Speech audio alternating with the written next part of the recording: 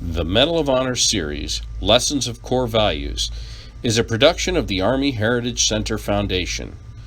The series sponsors include the Qualix team, Qualix and Iron Mountain. Qualix Corporation provides support services for the federal markets in the areas of information management and mission-oriented programs. Iron Mountain provides solutions for records management, data backup and recovery, and document management. And the Pritzker Military Museum and Library of Chicago, established by Colonel Retired Jennifer Pritzker, a nonpartisan institution dedicated to the study of the citizen soldier as an essential element for the preservation of democracy. This specific program is supported through the generous donation of Maori Construction of Mechanicsburg, PA.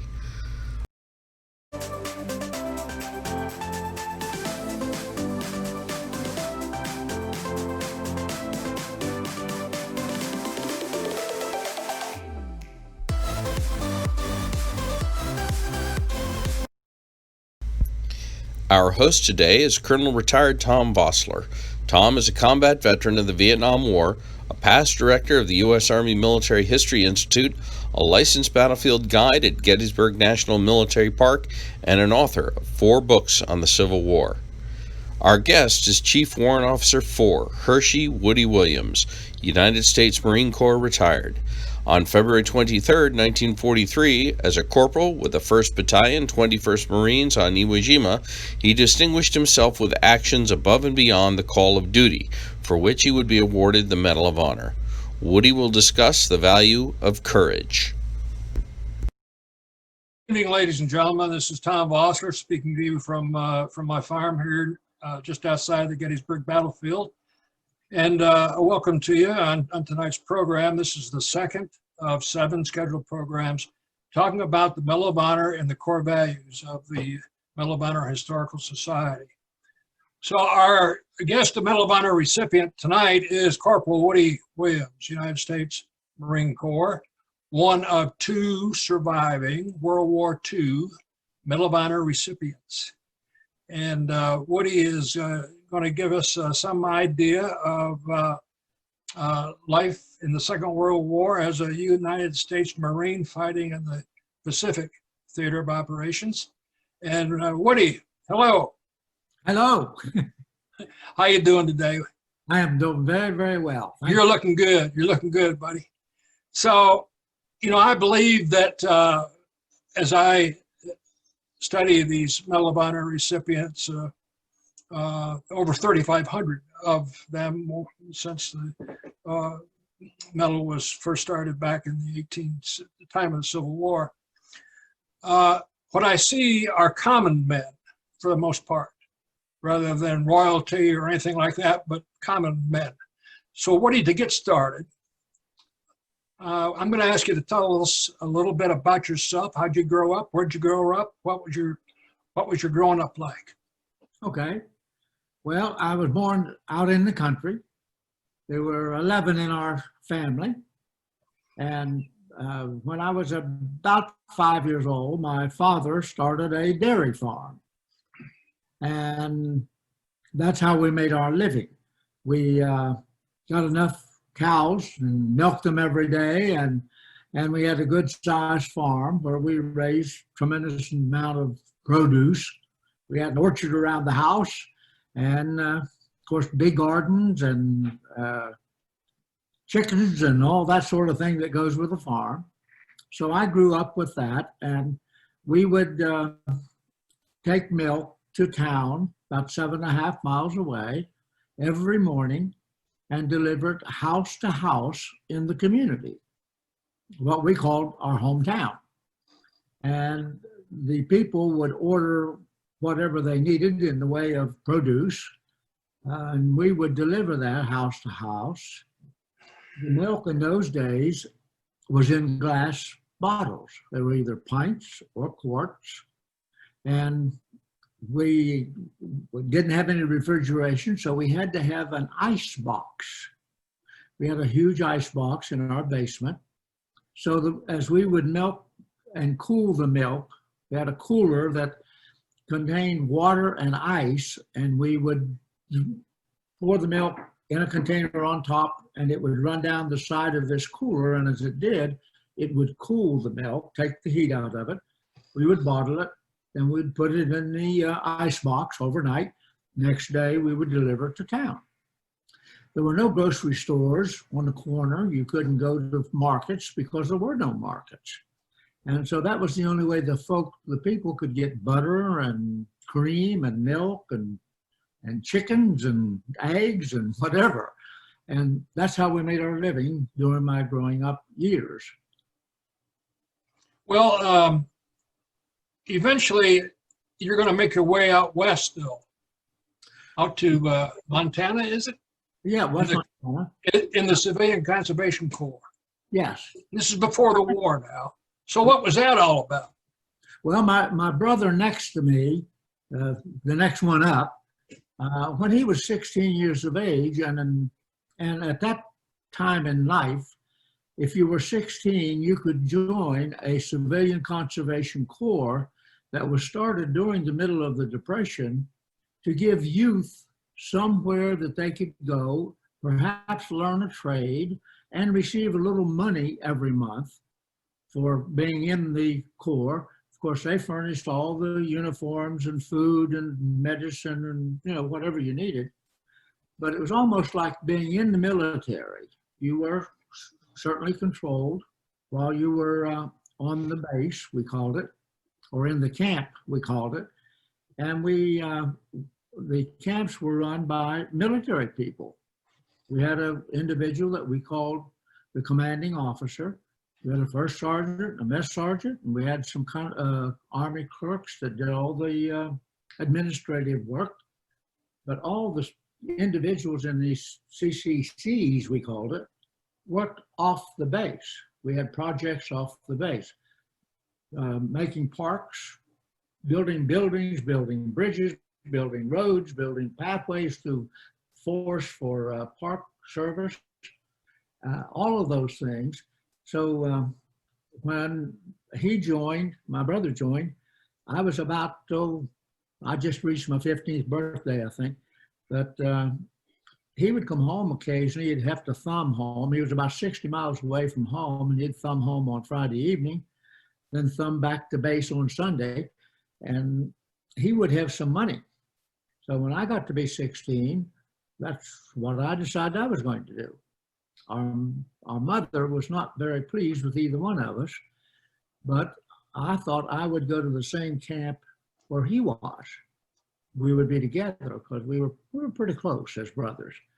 But when I enlisted joined the CCCs, they sent me to a different place in West Virginia, a different camp. And I was there for a couple of months, and all of a sudden, there were about 265 of us in that camp from Virginia, Ohio, Pennsylvania, New York, and Maryland, all around.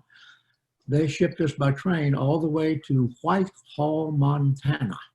I thought I'll never get back home again. It's too far away. Well, that's most of these people running the CCC were Army people, right? They were Army people. That's exactly. And home is home. We always learned home is where the Army sends you. So out to Montana, a boy from the mountains of West Virginia, going out to Montana. When we were out of camp working on the project, and in Montana, our job was to build government fencing around government reservations. And when we were off of out of the camp working, we were supervised by civilian specialists, people that knew what they were doing. If we were building fence, then we had an individual that knew about forestry, because we had to have posts and all that sort of thing to do it with. And if you're building a bridge, then you had a contractor, somebody that knew how to build a bridge to teach us what we needed to know to build a bridge. So we were supervised off base or off camp by civilians, but in camp, we were supervised by the military.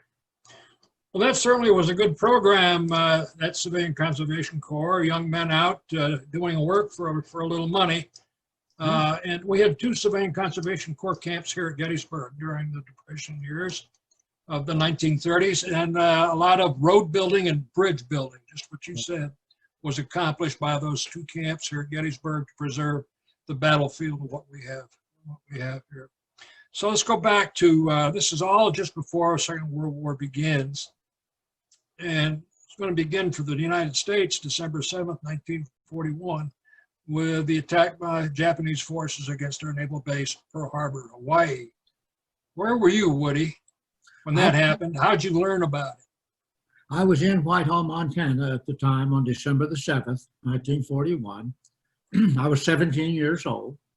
And on December the 8th, they called all of us out into some formation, and at that point told us that America was going to war. And if they mentioned Hawaii or South Pacific or that sort of thing, most of us had no concept of where it was or anything about why we were even getting into war. But they offered us an opportunity that if we were over 18 years of age, since we were being controlled or supervised by the Army, we could join the Army right there and go into the Army. They would enlist the person if they were over 18. I was only 17, so I would have had to have my mother's consent. My father had died when I was 11, so I would have had to have mom's consent, and I knew I was not going to get that. She hadn't consented to my brother going in. I had two brothers that were actually drafted in early 1942. And she didn't even agree with that, but they had no choice, of course. But I came home, and my thoughts at that time was I wanted to be in the United States Marine Corps. I say this with tongue in cheek, but it was a reality. I did not like that woolen Army uniform. It was not an attractive thing to me. The Marine Corps dress blues were. And I'm sure that's what entitled me to become a Marine. The thought of catching the girls with that uniform on, did that have anything to do with it? It had just a little bit to do with it. I heard stories about that in my time, about the Marine Corps and that nice looking uniform y'all had. Absolutely. But anyway, so you are going to be a Marine. Yeah. Where did you get your initial training? Well, let me go back just a little bit, because when I was 18, 1 month after my 18th birthday, that's how convinced I wanted to be a Marine, I went into the town 7.5 miles away, and I found a Marine recruiter. I didn't know what he was. He's just a Marine, but he was the recruiter. And I filled out the paper, one sheet of paper that was the enlistment contract at that time. And basically all it said was your next of kin and who's to get the $10,000 life insurance in case you don't survive and that sort. But when I handed the paper to him, he just looked at me, didn't look at my paper, and said, I can't take you. And I said, why? And he said, you're too short. The Marine Corps had a height requirement of 5'8" or better, and I didn't meet it. I was only 5'6". So I went on back to the farm. And then in early 1943, we were already beginning to get casualties from Guadalcanal, Peleliu, and the Marine Corps lowered the height requirement. And they were going to need a whole lot more people than they had. So they took the height requirement down. That made me eligible to join. And he came to the farm really and looked me up and asked me if I still wanted to go to the Marine Corps. And I said yes. At that point in time, I had no knowledge of military at all. We very seldom ever seen a military person. But my thinking was at that time, and my knowledge told me that I would stay right here in the United States of America to protect our country. I had no concept or idea that I would ever leave the United States and go someplace else. Of course, in boot camp, I was sent to San Diego, California for my boot camp. Because Parris Island at that time, those were the only two we had still the only two we have. Parris Island was getting so many individuals that they couldn't find enough drill instructors, and they didn't have housing and that sort of thing. So they began shipping people all the way across country in what was known as troop trains. They'd come up through every state from the south, down south someplace, and they would pick up a few individuals in every state, and they picked up 6 of us in West Virginia, put us aboard the train, and we ended up in California. 5 days later. It took 5 days to get across country. Right. So, in military service, we have what we refer to as military occupation specialties. I spent my time mostly with infantry and armored troops. What was your military occupational specialty as a Marine? Well, just a rifle, 0311. A rifleman. And that's what I was when I got overseas, when I finally ended up on Guadalcanal in late December, in December 1943, I got to Guadalcanal, and we were really headed to Bougainville, the replacement unit that I was in, and we were all replacement Marines. We were being sent to Bougainville to fill in for those that had been wounded and killed there. And we had to stop at Guadalcanal to get all of our equipment because we didn't have anything with us. We didn't have no military stuff. We were in a uniform, but we had no military equipment. So while we were on Guadalcanal getting prepared to go to Bougainville, the Marines on Bougainville secured the island. The Army came in and occupied it, and they came then to Guadalcanal, and that's where I joined the 3rd Marine Division. 21st Regiment. Yes. 3rd Marine Division. Right. 1st Battalion. So, there, right at the beginning of the line, there you are. So you received along the way some specialized training, did you not? Yes, I did.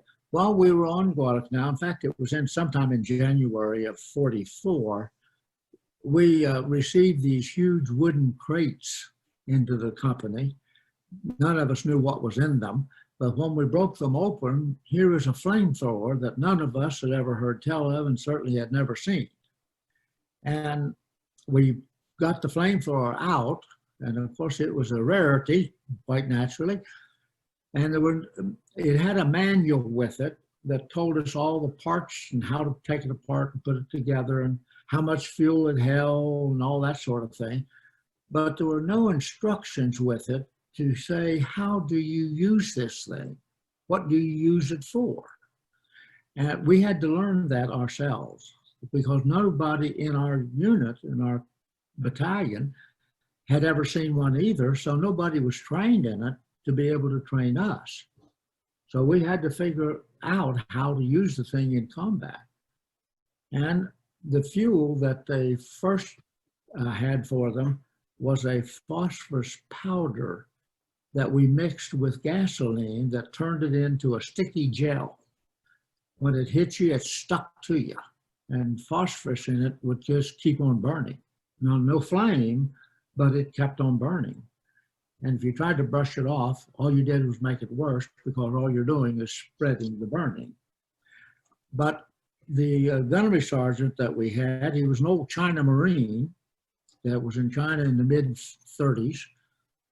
He didn't like that idea because by the time you got on target, you're already out of fuel because you can't aim the thing. You're shooting from the hip, So we began mixing fuel, liquid fuel, and tried various things, diesel fuel and motor oil and many things. But finally, we ended up with high octane, 130 octane gasoline, airplane gasoline, and diesel fuel. And we finally came up with a solution that he wanted and he was satisfied with, and that's what we filled all the flamethrowers with. We probably had 40 of them. And we've filled them with forced air and fuel and took them with us to combat. Okay, combat, we need to get ready. We're going to saddle up here and go there. So, Mike, do we have that picture or that slide that has the maps on it?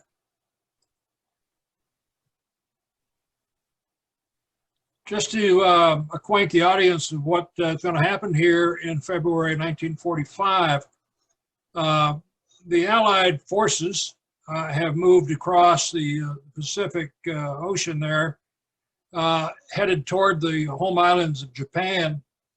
And we're going to go into action here with Woody on Iwo Jima, island of Iwo Jima in early 1945. I show you on the left the big map there and the Pacific Ocean area, and then next to it the landing plan map for Iwo Jima. And of course there's Woody as a corporal in 1945. So we're going to set the stage here. You're not going to go ashore in the first wave, are you? You're going to be a follow-up, a floating reserve, is that right, Woody? Yes. The third division was a reserve division to the 4th and 5th. And when we left Guam, which we'd taken the year before in July and August, but when we left Guam to head to Iwo Jima, none of us knew where we were going, and they didn't tell us until we got aboard ship. Once we got aboard ship and out in the ocean, they brought out a board that showed the shape of Iwo Jima and gave us a briefing saying that it was 2.5 miles wide and 5 miles long, and that probably we, being the reserve division, would probably never be used. We were there in case they did need us, but they anticipated that the battle would last 3 to 5 days because of its size. Iwo Jima compared to Guam was just a drop in the bucket, because Guam was a big island, and this thing is so small. They didn't anticipate it would last any time at all, and so we didn't even get real close to Iwo Jima when we stopped, and the 4th and 5th Division, they were the first ones to hit the beach. And we were sitting way out in the ocean. We could hear an explosion occasionally, but we couldn't see anything and really didn't know what was going on. But after the first day, when they lost so many Marines during the initial invasion, they told us that night that we would be going in the next day on the 20th. But the Marines ashore, we were going in behind the 4th Division. The 5th was up at the other end of the island, and we were going to go in behind the 4th and then become the spearhead. 4th was going to go to the left, and we were going to go up the center. And we couldn't get in on the 20th because the Marines had not been able to get enough territory, enough ground at that point to permit us to land. Although we rode Higgins boats all day long, waiting for opportunity to go in. Had to go back aboard ship again that night, and then the next day on the 21st, by that time the 4th Division had been able to move forward, and we had enough room to come in. And we landed about noon or in the noonish hours on the 21st. Okay, so you're going to be called into action at some point. Continued movement action has stalled in the advance because of the presence of so many Japanese-occupied fortifications, pillboxes, and so on. And so you're going to go into action. I'm not going to read the whole Medal of Honor citation. I just want folks out there to have a kind of a flavor for what you're about to describe.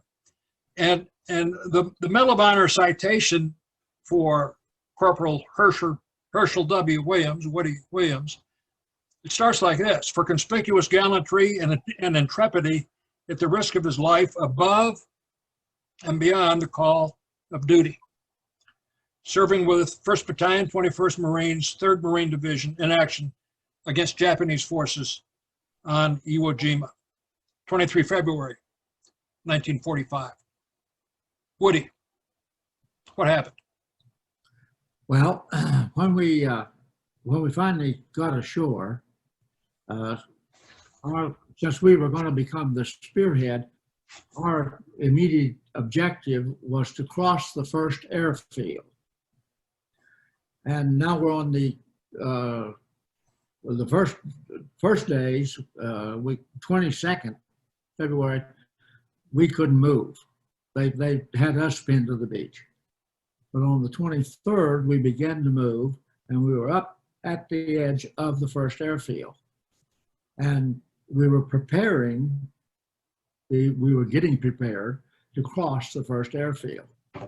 And at that point in time, the flag raising on Mount Suribachi was taking place. They first put up a 3x5 flag, and then the Marine in charge of that unit said he wanted a bigger flag, so he got one from the ship, and I didn't see the second larger flag go up. I saw it immediately after it was up.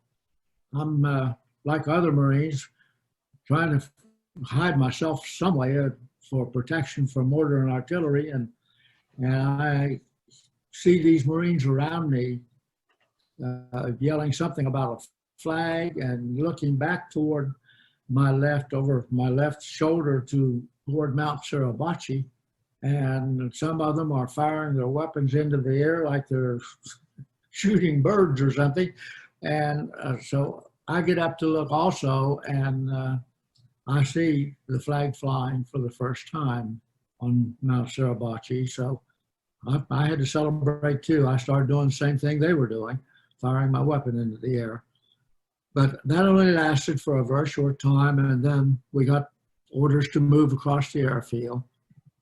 And there was no protection, of course, on the airfield. So we lost a tremendous number of Marines getting across the first airfield. And then we hit a large number of reinforced concrete pillboxes that had been built really to protect the airfield.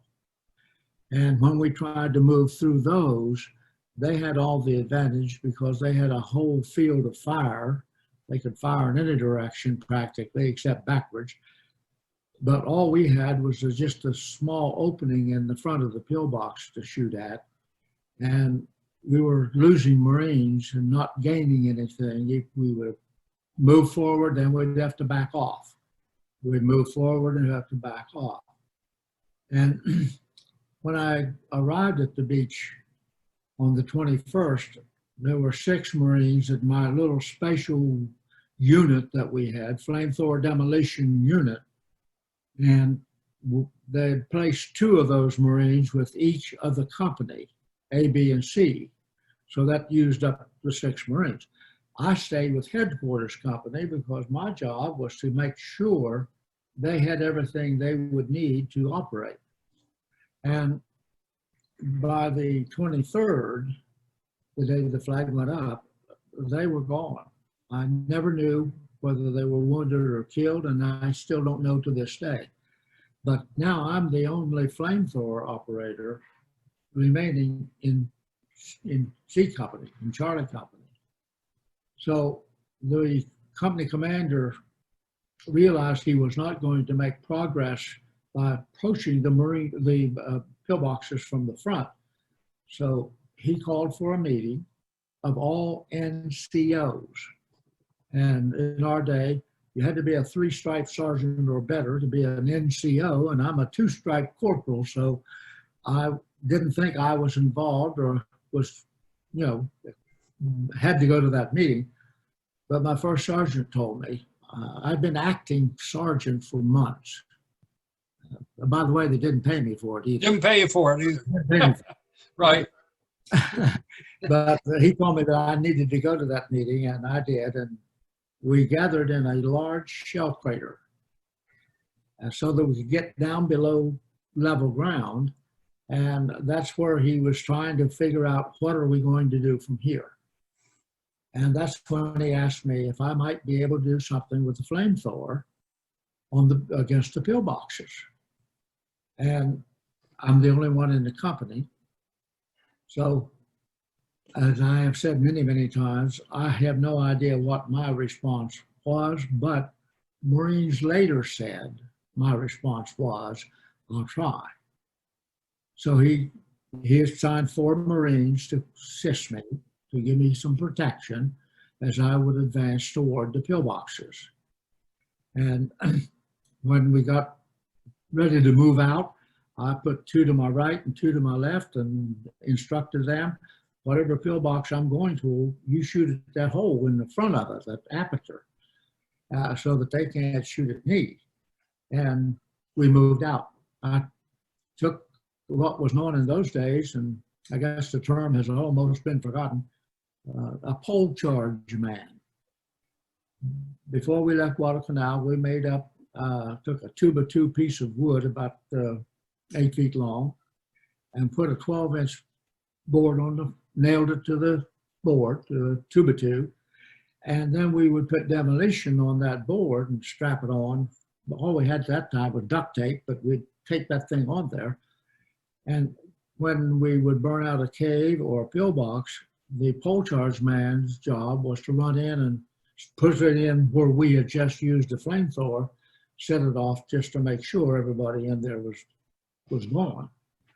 And I took one of those guys with me, but we hadn't advanced very far until he got hit in the helmet with a bullet, and that took him out of action. So now I'm by myself. So I never had a pole charge guy with me after that. But I went to work and crawled, of course, more than anything else. But I took after some pillboxes and used the flamethrower during the course of, according to the record, and it's not my record, it's their record. Somebody else recorded it, I didn't. When I say recorded it, they wrote it down later. That over a 4-hour period, I was successful in eliminating the enemy in 7 of these pillboxes and used up, according to the record, 5 more flamethrowers. So I used a total of 6 flamethrowers in that 4-hour period. But as the citation reads, it opened up a lane so we could break through. And once we broke through that string of pillboxes, we had the advantage then because we're no longer being shot at by the people in the pillbox. Well, that's a fine summary. Yeah, 7 enemy pillboxes eliminated. Upon elimination, then that opens up for the continued advance of your fellow Marines, eventually leading to victory. So courage. You know, I've thought in my military service in Vietnam and so on, telling the stories here on the Gettysburg battlefield, that you have fear and you have courage. To me, fear is a reaction to circumstances. While courage, on the other hand, is a decision. So that, to me, when you say, you told your commander, I'll try, you've made a decision. You're going to go out there and you're going to do it. You're going to do the best you can. Yeah. And so tell us some of your thoughts about this notion, this idea of courage. Well, I've thought a lot about that over the years, and I don't think I was any more courageous individually than many, many others, and some so much more. Because it would take a whole lot more courage than I had for one individual to place his body on an explosive to save the lives of other persons, other Marines. And that is total courage, absolutely. I think everybody has courage. Circumstances might, at some point in time, cause the person to accept a fear that restricts what they're going to do. And in some cases, it just absolutely paralyzes an individual. We've all witnessed it in combat where somebody would absolutely break down and fear would take over and they had to be evacuated because they could not operate under those conditions, under fear. Where courage, instead of it subsiding as you go, it seems to me like it increases as you go. You get more courage based on what you're doing, particularly if you're successful. It encourages you to have more courage. It's true. I've heard it said that fear is infectious, but so is courage. You're right. And so witnessing those acts of courage, that emboldens everyone around you, and you can then move forward. You can lead them to a victory. That's right. To a victory. Let's Mike. Let's put that slide up on the statue and the flag raising. So here we have, folks. There's a picture of the flag raising on the left on Mount Suribachi that Woody spoke of, and that is emblematic now of the Marine Corps, because on the right you see the picture of the statue at Arlington, Virginia, just outside the National Cemetery, the U.S. Marine Corps Memorial. And I want to point out that on that memorial is written the words I have above there, that day on Iwo Jima, actually the whole Battle of Iwo Jima, uncommon valor was a common virtue. Woody's going to receive the Medal of Honor, but also how many others on Iwo Jima? 26, Woody? Who received the Medal of Honor? Yeah, there were actually 27 individuals who received the Medal of Honor from Iwo Jima. Yep. 15 of us were fortunate enough to live through it, and we got home. Yeah, half won't make it, half won't live. They'll be posthumously presented. So uncommon valor was a common virtue. Well, Woody, I want to thank you for your stories, and it's been great to sit with you. Can I say a legend in your own time? I mean, it's really been wonderful. So I think out there in the audience, we've got a lot of questions that folks have of you. And so I'm going to kind of step away, and we're going to come in with a question and answer period. All right. Thank you. Thank you, sir. Tom, I do. And thank you, Colonel Bussler. A wonderful job as always, and I appreciate you, sir. Hello, everyone.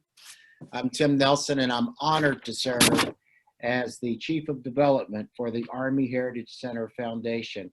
I'm going to be asking Woody a number of the questions that you've submitted on the Q&A section. As you can imagine, we have a lot. We won't be able to get to them all, but he has agreed to answer a few questions. And so I'll try not to butcher everyone's name and to do good service to those questions. But before we start, I noticed that you're wearing your beautiful medal.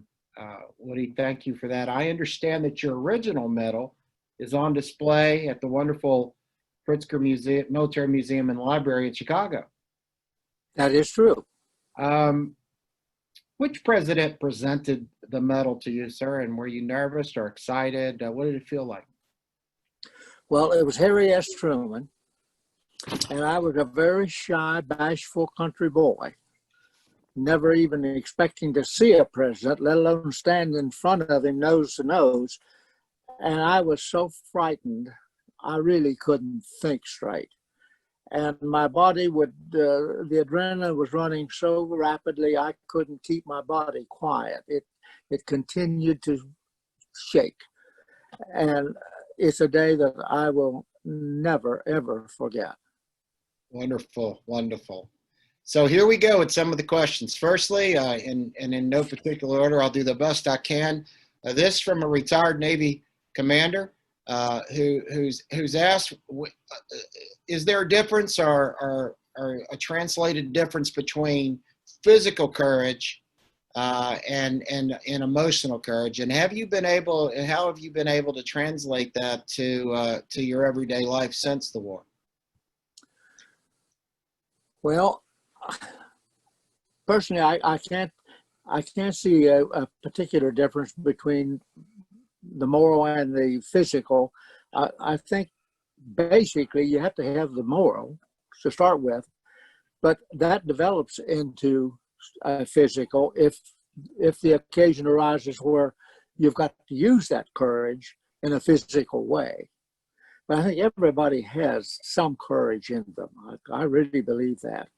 And at some opportune time or unexpected time, an unexpected incident, that courage comes to the front and it takes over. And you just do it. You do it without actually thinking or rationalizing.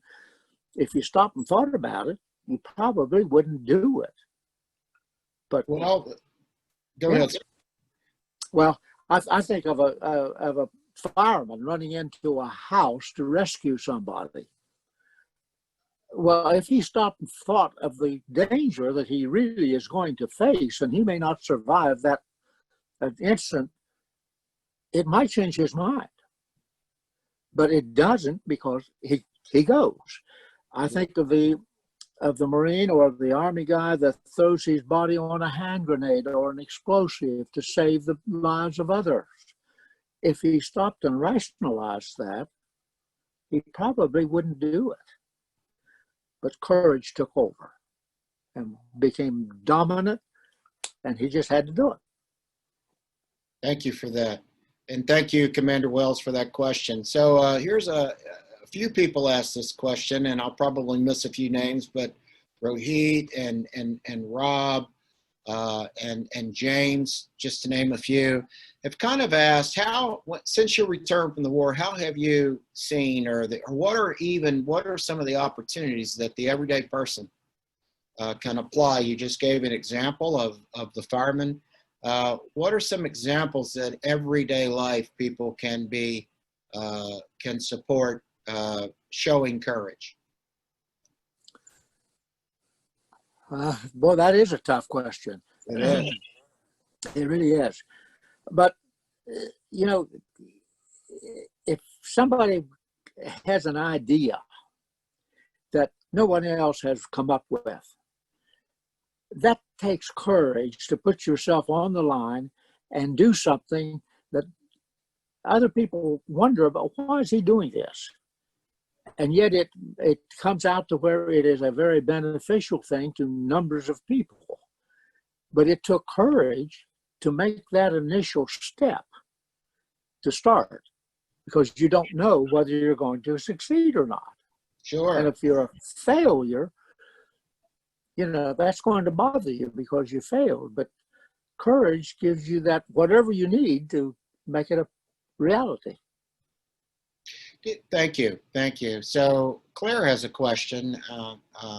Claire is in the Air Force ROTC program, Detachment 605. Was curious of whether or not courage is something that can be learned. In other words, can it be taught, or is it something you have or you don't have? No, I think it can be taught. I really do. I think we teach our children. We don't think of it as courage, but we teach them courage simply by the first steps that a child takes. That takes courage. Because to that child, that's a fearful situation. You could just see it in their face, but yet they take that first step, and then courage builds, and they take a second step. So, yeah, I think it can be taught, absolutely. Wonderful, thank you. So Rob asked, and this is interesting, he said that he's learned a lot just listening to this session, and was curious on whether over the years you've brought your story back to other Marines, and have any of them shared how it's made them better prepared for what they faced in their career as a Marine? I hope it has been encouraging to Marines. I know in boot camp they have these places where they have Medal of Honor recipients on the march area or the physical exercise area, and they see that, and there's some story about that individual that gives that individual just beginning to become a Marine courage to continue going.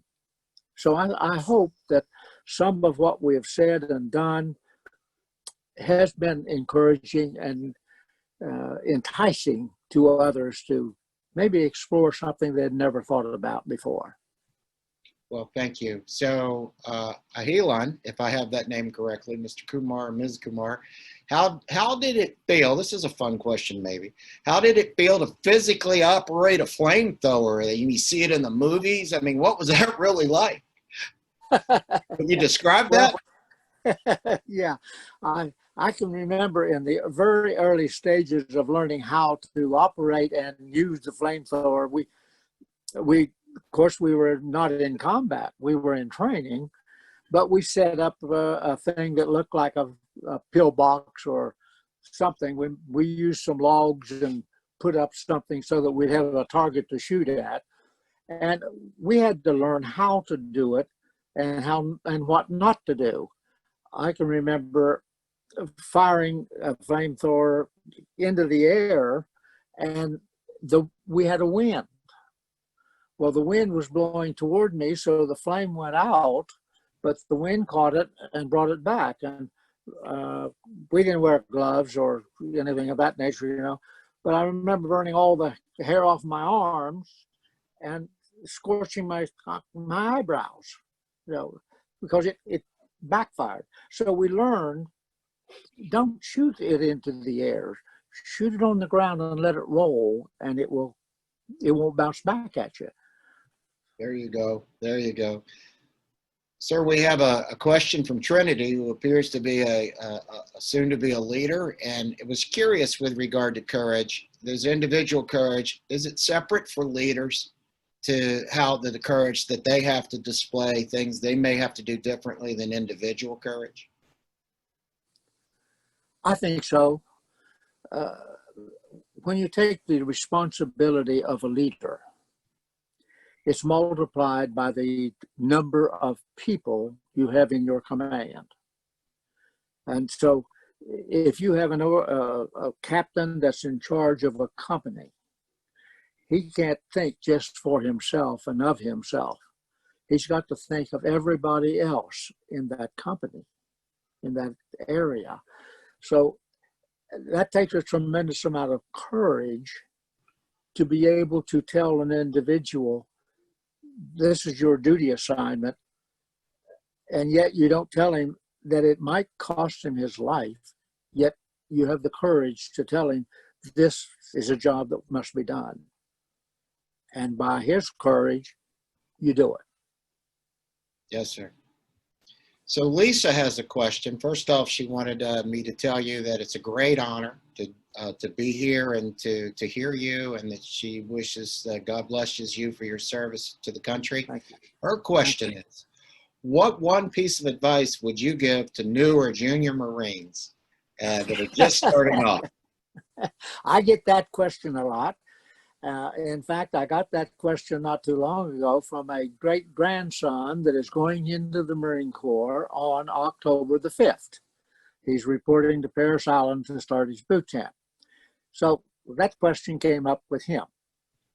And my advice to him is, I have had that question many times in various places. Do what you're told to do without question. Because if you start questioning something, it's going to backfire on you. So do it, and not only do it as good as you can do it the very best that you can do it. And once you do that, you're going to continue to try to reach that goal in whatever you're going to do the next time. You're going to be just not do it normally. You're going to try to do it a little better than is expected of you. And if you'll do that, you will be noticed and you will advance. Thank you. Janice would like to know, have you been back to Iwo Jima since? I've been there 3 times. Yes. Okay. Yes. Wonderful. When the island was returned to the Japanese in 1948, I guess it was, I was really upset about that because I felt with the number of individuals who had sacrificed their life there and the icon of the island itself, the flag raising that really was noted throughout the world, just not America, that we should keep it as a symbol of victory, a symbol of achievement. And I was a little upset that we returned it. I thought we should make it into something that people would visit and be a reminder that war is not good, war is terrible. And yet we have people who are willing to sacrifice their lives to maintain the very values that we treasure so much. And I think it would have been a tremendous draw card for visitors throughout time. Of course. Sir, we have a question from Hunter, who is a midshipman at Holy Cross Navy ROTC, Naval ROTC. And he talks about modern training techniques. Specifically, they learn about techniques, warrior toughness to teach them how to deal with high stress situations. He was curious that back in World War II, did they do any kind of special training, or did you just kind of have to suck it up and go do what you had to do in order to prepare for that situation? Yeah, well, we want to congratulate him for what he's doing. Yes, sir. Because, absolutely. I think your last part would just kind of suck it up and go with it, because we weren't far enough along then in technicality, as we see it today, that we could have taught that. So we had to do more things manually, physically, than what we're going to do today or even in the next conflict that we have. We'll never have another war like World War II. It just won't happen. We'll never hit the beaches like we did in World War II. Technology is going to overcome that, and we're going to do it differently. And that's not a bad thing as far as I'm concerned, because technicality saves lives. Mm-hmm. And we can do things today saving lives that we would have never been able to do in World War II. Wonderful, wonderful. Sir, just we probably have time for maybe one or two more questions. So here this has been asked by several people, and I'm going to read the one from, it looks like Midshipman Stevens at Vanderbilt Navy ROTC. He talks about the moments before you were landing in Iwo Jima. So there were several questions in this, so I'll ask it as a two-part. One is, what were your feelings when you looked out at Iwo Jima? What were you thinking when you saw that? And what did your leadership say in those last moments as you and your team prepared to land?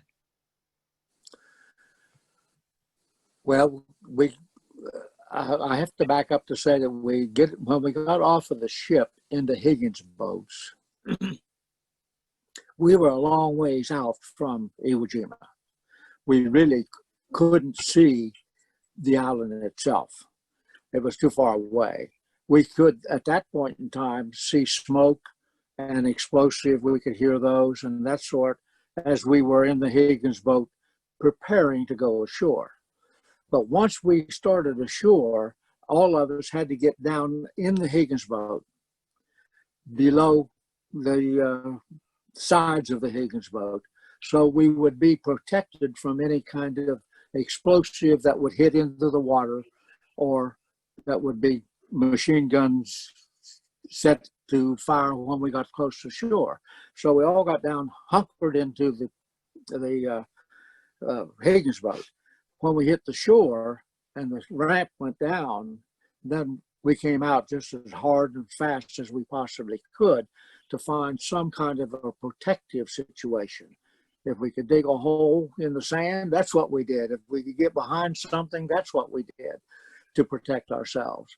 So I don't know if that answers the question specifically, but that's the best I can do.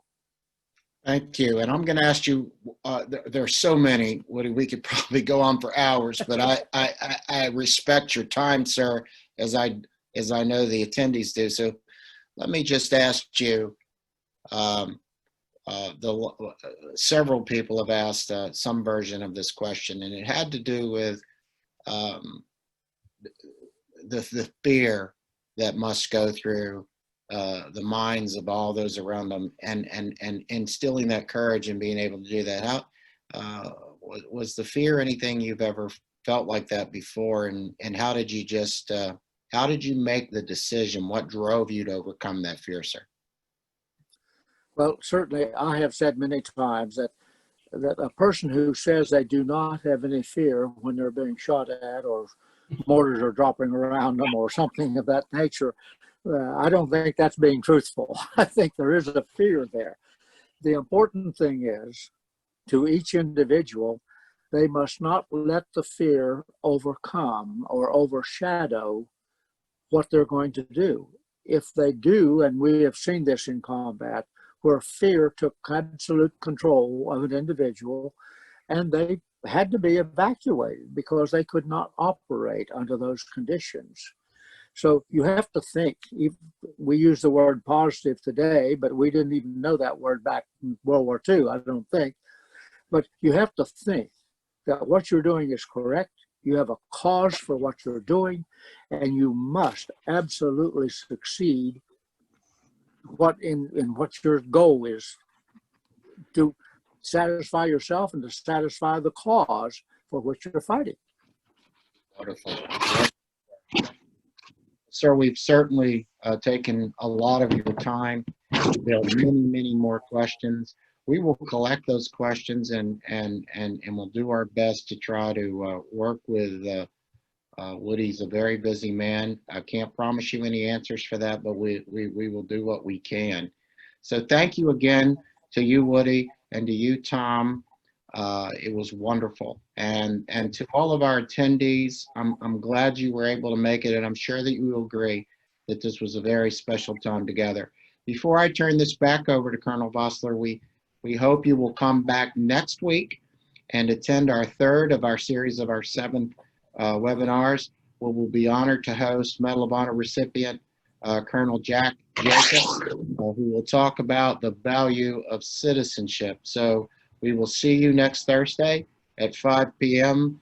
And Colonel Vossler, back to you, sir. Thank you, Tim. Thank you, Tim. Thank you, sir. Take care. Yes, sir. Woody, next time you come to Gettysburg, I know you've been here half a dozen times. The next time you come, I'm going to assemble all my licensed battlefield guide buddies who are Marines, and we're going to get together and we're going to go out on the battlefield and look for some Gettysburg Medal of Honor recipients. All right. Of course, I mean, they're long gone now, but we will find where they had their actions at. So with that, thanks. You've been a great guest for us, and many thanks for all that you've done through your whole life. I couldn't have done any of it without help. Okay. All right. And folks, come back with us, as Tim said, next week. Then First Lieutenant Jack Jacobs will take us back to Vietnam. That's And then we're going to talk some more about citizenship with the Medal of Honor. Thank you.